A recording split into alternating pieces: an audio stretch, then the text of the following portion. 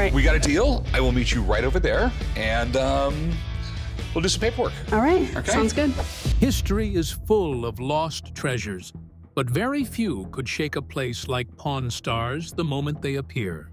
So what happens when an item believed to be connected to Cleopatra, one of the most powerful rulers in history, lands right in front of Rick Harrison? The story sounds too incredible to ignore, yet one detail changes everything. As experts begin asking the questions that matter most, a hidden problem threatens to turn an unforgettable discovery into something far more complicated. But what did they find that made everyone stop and look twice? The mystery of Cleopatra's jewelry. One of the greatest challenges surrounding Cleopatra's legacy isn't just her legendary rule, but the almost complete disappearance of her personal treasures. Unlike many historical figures whose belongings were documented or buried with them, Cleopatra's jewelry exists mostly in stories and myths. No verified inventory or chain of ownership survives, leaving a huge gap for historians and collectors. This lack of documented provenance makes authenticating any piece claimed to be hers a near impossible task. Archaeologists have yet to discover Cleopatra's tomb or any burial site conclusively tied to her, which would be key in confirming any artifacts directly linked to her. Without physical evidence from a sealed context, tying jewelry to Cleopatra relies primarily on indirect clues like style, materials, or royal symbolism common in her era. Yet, even these markers cannot prove ownership by a single individual, especially a royal as famous as Cleopatra. The chaos following her death and Egypt's annexation by Rome only adds to the confusion, as royal possessions were lost, repurposed, or hidden.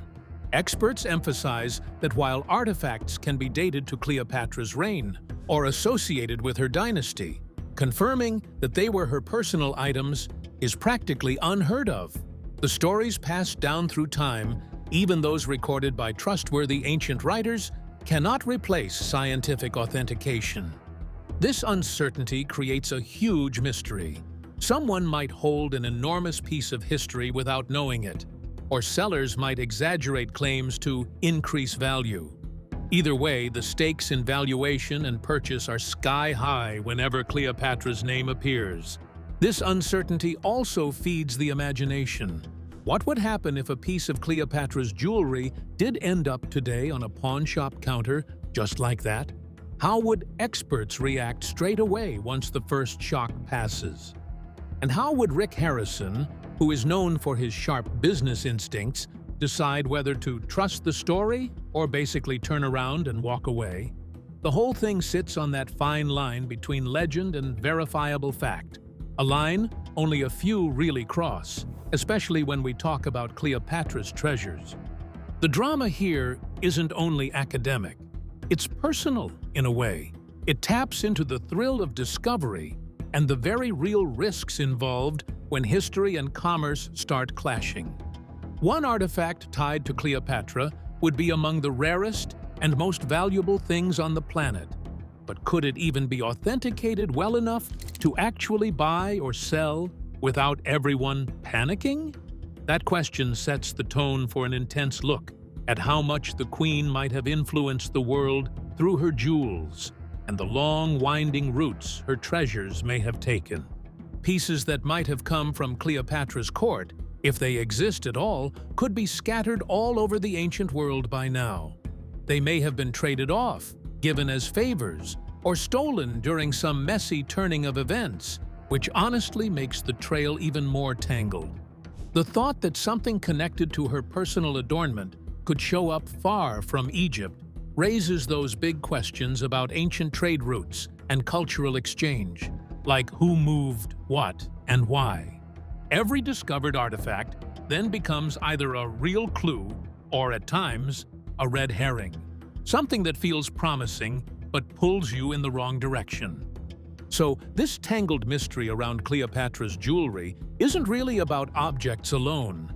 It's about history's most slippery treasures and the stories people keep telling around them. Later discussion will show, step by step, How an enigmatic piece like this might be authenticated, priced, and negotiated in today's fiercely competitive markets. Understanding this enigmatic backdrop leads naturally to appreciating how Cleopatra used her jewels, not just as decoration, but as symbols of power. Cleopatra's power through gems. Cleopatra wasn't simply a collector of fine jewelry. She wielded her gems as a form of political messaging and personal propaganda. Emeralds, pearls, and symbolic pendants were all carefully selected to project her wealth, divine status, and control over Egypt's vast resources. Each gem was more than ornamentation. It was a statement about who held power and where that power originated. Cleopatra's control of Egypt's exclusive emerald mines near the Red Sea made these precious stones particularly significant. Historians place Cleopatra among the wealthiest individuals ever to live, with riches surpassing those of Queen Elizabeth II at the British Empire's peak. Unlike some who inherit wealth, Cleopatra actively expanded her treasury, ordering soldiers and workers to secure gemstone production exclusively for her royal coffers.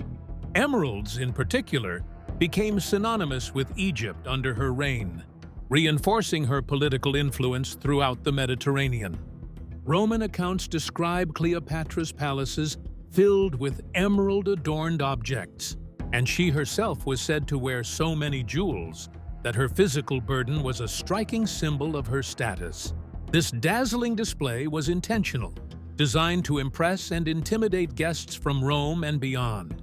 Cleopatra's jewelry was a walking exhibition of Egypt's wealth, cleverly reinforcing her image as a ruler not to be underestimated. Beyond emeralds, pearls kinda did a legendary thing in her story. Ancient writer Pliny the Elder spoke about enormous pearl earrings so expensive they were almost beyond imagination. There's one well-known anecdote at a dinner party where Cleopatra supposedly bet she could spend 10 million sesterces on one meal. Then she dissolved a pearl in vinegar and drank it, winning the bet. The whole point was showing how extravagant power can be, at least in people's minds.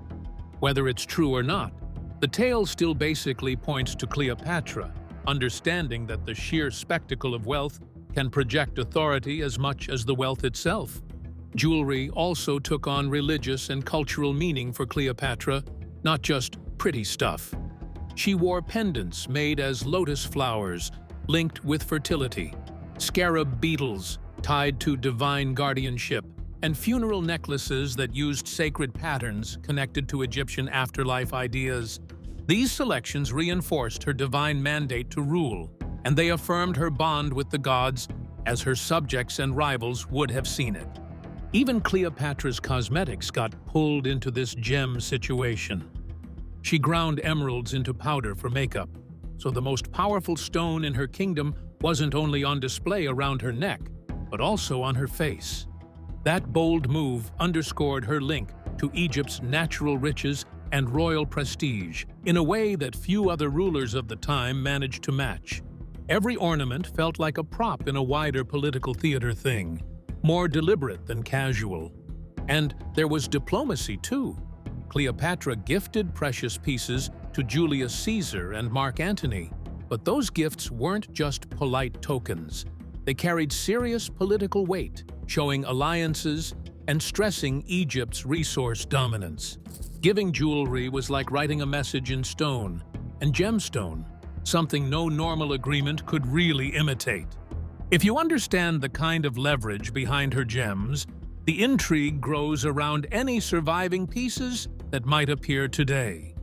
With Cleopatra's jewels deeply embedded in history, it's surprising to learn that some artifacts identifying with her craftsmanship have emerged thousands of miles from Egypt, from places like Siberia, shedding light on ancient trade and cultural exchange. The Siberian Necklace Connection. In a series of burial mounds high in the Altai Mountains of Siberia, an extraordinary necklace was discovered around the neck of a young woman's skeleton.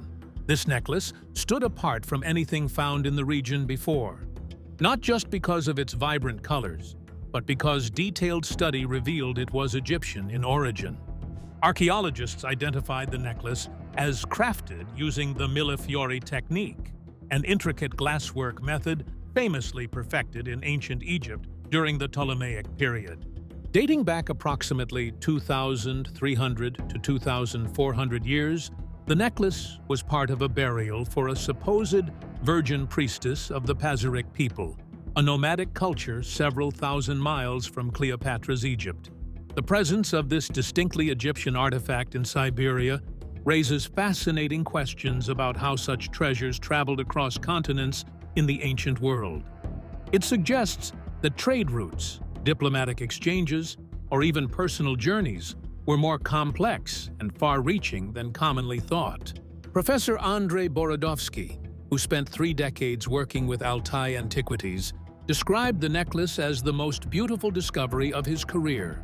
The vivid yellows and blues of the beads, several centimeters wide, strung on a cord of animal tendon still intact, speak to unparalleled craftsmanship and preservation.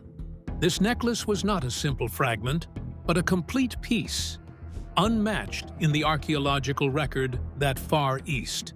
Similar beads have been found in Crimea, but only as single items, not as a complete necklace, and never that far from Egypt. The discovery shows that ancient Egyptian luxury goods reached regions well beyond the Mediterranean basin, carried by trade or migration. The necklace's journey likely followed Proto-Silk Road paths through Central Asia, an ancient network that spread goods, culture, and ideas across continents. Though this necklace predates Cleopatra by around 300 years, it is often romantically dubbed Cleopatra's necklace because of its clear ties to the Ptolemaic dynasty she belonged to. This connection highlights the deep impression Egyptian royal jewelry made on diverse cultures and the lasting legacy of the kingdom's artisanship. The necklace today is kept in a research facility, away from public view, studied but not displayed. This secrecy adds to its mystique, as collectors and historians alike dream of such well-preserved ancient treasures appearing on the open market. Its rarity and provenance would cause a sensation if it ever surfaced in a commercial location, even a place as unexpected as a Las Vegas pawn shop. This remarkable discovery bridges the worlds of ancient history and modern commerce, hinting at what might happen if Cleopatra's rumored jewelry actually walked into a place like Pawn Stars. But before imagining that moment, it's worth exploring how that shop has dealt with similarly rare pieces in the past. Pawn Stars and ancient artifacts. The gold and silver pawn shop in Las Vegas is not where most people expect to find pieces of ancient history. Yet over more than 2 decades, it has become a surprising hub for rare and valuable artifacts. With Pawn Stars running for more than 23 seasons, the shop has welcomed everything from vintage memorabilia to items that belong as much in museums as in private collections.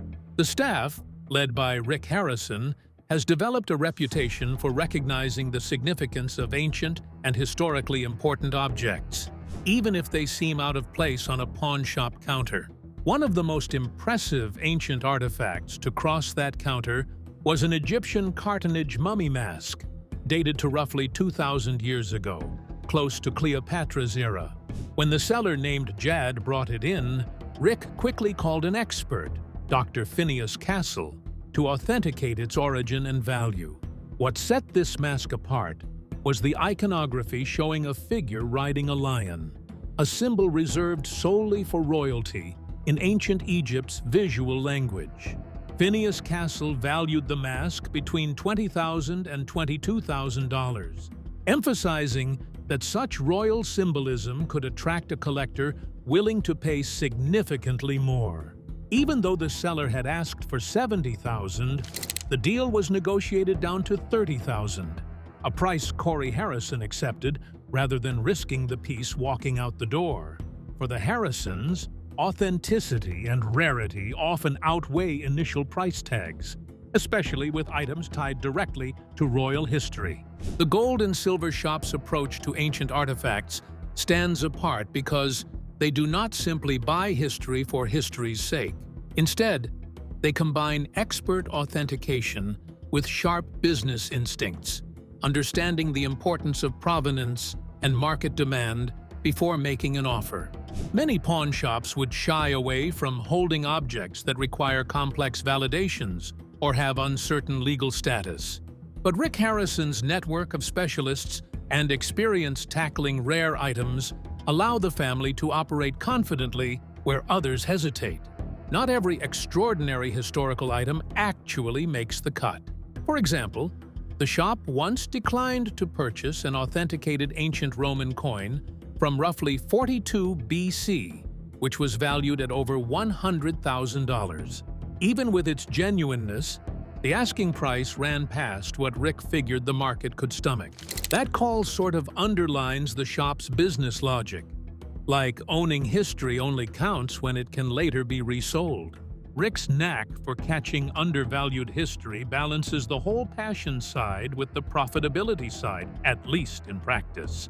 Over time, Rick Harrison's reputation has grown from his ability to see the overlap where rarity, authenticity, and buyer demand land. His pre-show deals included remarkable finds such as original art connected to Maurice Sendak's Where the Wild Things Are, and rare Edward Curtis photographs. These purchases point to a pattern. Rick and his team are not only collectors, but also shrewd traders who can steer between emotion and economics, mostly. What really sets Pawn Stars apart, when it comes to old artifacts and that whole ancient vibe, is the way they chase expertise. They don't just take the seller's version as is. Instead, they pull in people who know what they're doing to check materials, build details, and even the historical surrounding story. That kind of approach both reduces the chance of a pricey wrong call, and it also builds faith with buyers, who mostly want reassurance about what exactly they're taking home. Seeing the way they manage extraordinary finds, you can start to imagine how Pawn Stars would handle something as rare as a necklace that might be connected, yes, linked, to Cleopatra. There's a whole mess of issues around authentication and pricing, and the shop's team is ready for that. Still, the real next step in making sense of it is to look more closely at how specialists confirm Royal Egyptian jewelry, plus where the certainty line actually ends in situations like these. The intricate world of authenticating Egyptian royal artifacts brings us to the difficult question of how one might prove a direct connection to Cleopatra herself. Authenticating royal Egyptian jewelry. Proving that a piece of jewelry belonged to Cleopatra would be extremely difficult. Experts can study the age, materials, design, and craftsmanship, but that only tells part of the story. A necklace may be ancient, Egyptian, and royal, yet still not be Cleopatra's personal treasure. The biggest issue is provenance. There are no known records listing Cleopatra's jewelry, and her tomb has never been confirmed. Without a sealed burial site, inscription, or direct ownership mark, experts cannot honestly say a piece belonged to her. First, they would check if the necklace is real or a modern fake. Scientific testing could examine the metals, stones, enamel, and construction. Then experts would compare the design to jewelry from Cleopatra's era and royal household. But even if everything matched, the final question would remain: does anything directly name Cleopatra? Without that proof, the strongest claim might be that the piece came from her dynasty or court, not from Cleopatra herself. That difference changes everything. A verified Cleopatra necklace could be worth an incredible amount, but an unproven claim is risky. Rick Harrison would understand that. The name Cleopatra creates excitement, but excitement does not replace evidence. For Pawn Stars, this would be the line between legend and business. Rick would need experts, documents, and a market that could support the price. Until real proof appears, any Cleopatra-linked necklace would remain a mystery, valuable, tempting, and almost impossible to fully confirm. These complexities and judgments would play out intensely if Cleopatra's greatest treasure ever appeared on a Pawn Stars counter. turning that everyday transaction into a crossroads of history, commerce, and mystery. Rick Harrison's decision. For Rick Harrison, a necklace linked to Cleopatra would not be a simple purchase. It would be a test of experience, patience, and judgment. He has seen rare artifacts before, but anything tied to Cleopatra would demand more than excitement. Rick would need proof. His first move would be to call an expert. The necklace would have to be checked for age, materials, craftsmanship, and Egyptian royal design. But even if it were ancient, that would not be enough. The real question would be whether it could be connected to Cleopatra's court, or even Cleopatra herself. That's where the problem starts. Direct proof of Cleopatra's own jewelry is almost impossible to dig up. Her tomb never got confirmed, and there isn't any clean inventory of her treasures still left. So experts might only be able to say the piece was from her period or royal circle, not that she actually wore it, you know. For Rick, that little gap matters a lot. He would think about value, resale demand, legal headaches, and the overall risk level. Egyptian artifacts can come with tangled ownership pathways, so one wrong turn could flip a dream acquisition into a major situation. If the necklace passes every test, then the dealing begins. Rick would line up the seller's price against expert estimates and what the real market does. He might want it badly, but he would still keep himself ready to leave, even mid-conversation. A Cleopatra-linked necklace wouldn't just be jewelry. It would be history, mystery, and commerce shoved together. And for Rick Harrison, the last call would come down to one thing: whether the story is strong enough to make the treasure worth all the risk. Cleopatra's legendary jewelry sparks questions about history, value, and the mysteries that connect us to the past. Whether such treasures appear on Pawn Stars or remain lost to time, their stories remind us that every artifact holds a doorway to history. If you enjoyed this deep dive into Cleopatra's world and the Pawn Stars legacy, be sure to like and subscribe for more fascinating stories. Thanks for watching.